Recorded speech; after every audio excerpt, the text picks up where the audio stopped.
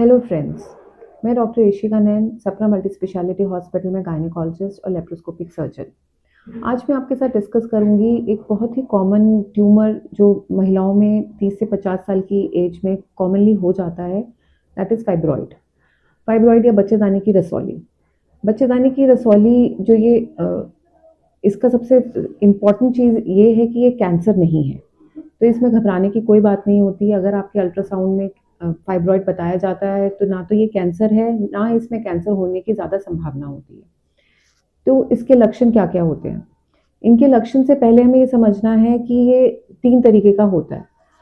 अगर ये बच्चेदानी के थोड़ा सा बाहर होता है तो हम इसको सबम्यूकोसल बोलते हैं। कई बार ये बच्चेदानी की दीवार में होता है, और कई बार जिसको सबम्यूकोसल बोलते हैं, जिससे सबसे ज़्यादा लक्षण पैदा होते हैं, वो होता है आपकी यूट्राइन कैविटी, यानी बच्चेदानी की वो कैविटी जिसमें बच्चा ग्रो करता है, अगर उसमें हो जाता है। जो लोकेशन होती है उसी के हिसाब से लक्षण आते हैं।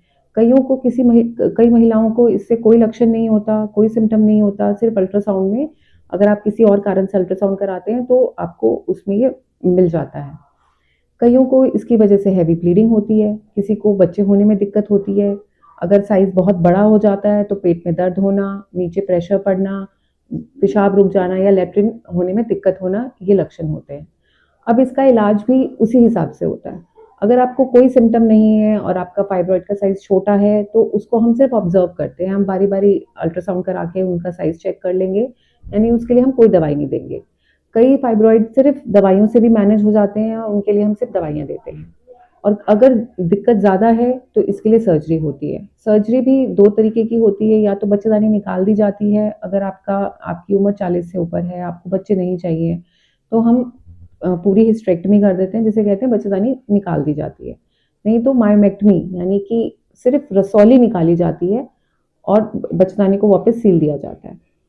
तो अगर कभी भी किसी भी महिला को ये बताया गया कि उसको फाइब्रॉइड है, तो ना तो उनको डरना है और तुरंत अपने नियरेस्ट गायनेकोलॉजिस्ट को दिखाना है।